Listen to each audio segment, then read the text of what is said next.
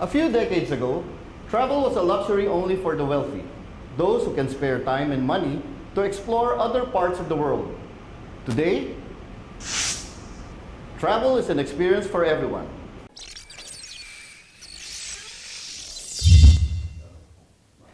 In fact, more and more Filipinos are experiencing new sights and cultures, thanks to budget-friendly airfares, cheap travel packages, and of course, game-changing technology. On this episode of The Game Changer,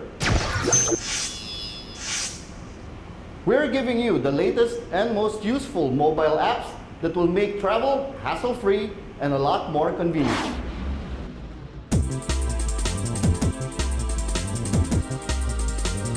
Stressed out from your job? Dead tired from working from 8 to 5? Only to be sapped of energy, even more on the long commute home.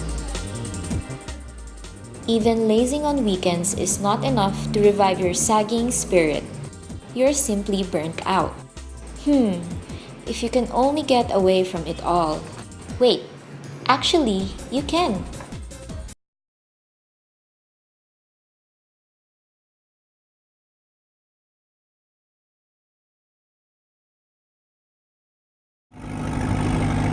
Now more than ever, Filipinos are hitting the road and water and sky for that matter for both domestic and international destinations. The Department of Tourism's Kat De Castro explains the sudden itch to island hop. Every year you could see that there is an increase in terms of Filipinos traveling within the country. Maybe because of a lot of influences in terms of social media, that's for one. Prices have become more competitive. It's now cheaper to go to Palawan compared to 5 years ago. So that's another factor. And there are a lot of packages right now that millennials can afford. For millennials, with their ever-present smartphones, the travel apps were a huge factor. So much so that the DOT is getting into the act. We are actually launching our mobile application because DOT has the right to accredit tourism establishments, whether they are resorts, hotels. That aside from finding out more information about the different regions of the Philippines, and you can book directly to the accredited hotels and resorts of DOT. So you have finally decided to travel, but where to? The Tourist Eye app may just have the answer for you. The app allows you to save a wish list of places, which you can narrow down when the opportunity to travel comes around. According to UP Asian Institute of Tourism, professor and award-winning travel blogger Ivan Henares, choosing your destination needs a little reflection. What do you really want to get out of your trip? Traveling is a personal experience, no? When you travel, you choose how to travel, whether you want it fast-paced, whether you want to run around and see all the sights, or whether you want to take it slow. Most of the time, they would go to places around Southeast Asia. You have Hong Kong, you have Singapore, and lately, Malaysia. So you know where you want to go but dread the hassle of organizing the actual trip. Cherry Gutierrez, a newly retired advertising executive and a frequent traveler, remembers a time when you have to wait in line to get an airplane ticket.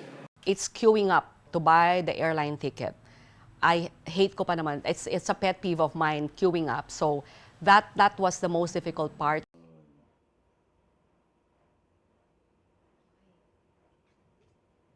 Fortunately, technology is helping things along. Now, all you need is a smartphone and a wave of wanderlust to get your dream destination. Laurelyn Isip, an accounting manager, is fond of DIY travel. Her constant companion? Her mobile apps. Yup, she's been there, and done that, and oh, that. In fact, she met the love of her life on the road.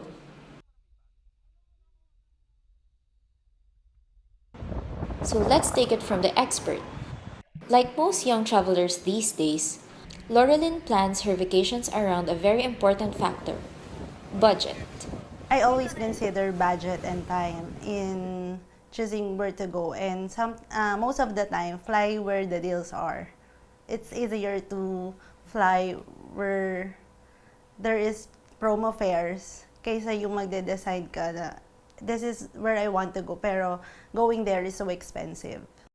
This strategy of millennial adventurers is actually an old trick used by seasoned travelers even before the dawn of promo flights.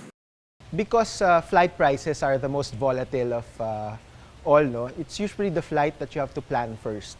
Hello again, and it's day 3 of Lakbay Norte. I remember when I started my blog, it was a very challenging thing just to go to, let's say, Siem Reap or to Bali. No? I always had to transit in another city because we didn't have the direct flights. No? There are apps that can help you find the cheapest airline seats. Cebu Pacific and Philippine Airlines have their own apps that can help you book flights, track your flight status, and check in for domestic and international flights.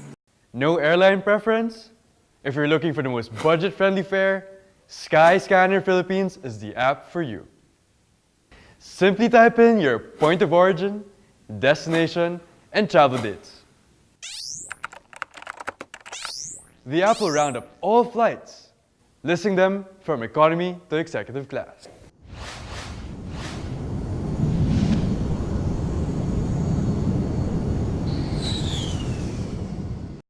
Airlines Promo is also a good app to install, notifying you about the latest deals from the country's top airlines. Now, if money is no object, JetSmarter is a smart choice. Book seats on existing shuttle routes or charter an entire plane.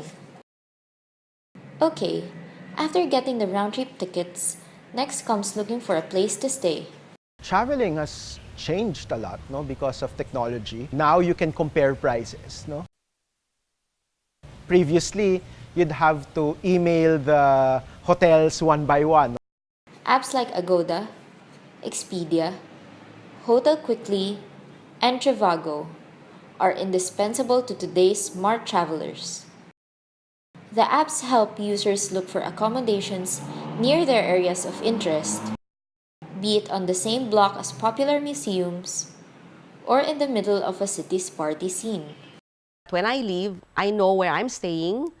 I'm already familiar with the location of the hotel, what are the establishments around the area, the shopping places, the food places. But with more travelers looking for cheaper lodgings, options are not limited to hotels anymore. Booking.com, Hostel World, Airbnb. So, you just input yung place, then price range. Pwede mo siyang i-customize according to your needs. Nope, planning for a trip, booking a plane seat, or a hotel is not as tedious as it used to be. Do you want to travel with a personal navigator? A patient tour guide? And a multilingual translator? Right on your smartphone. That's what's next when Game Changer returns.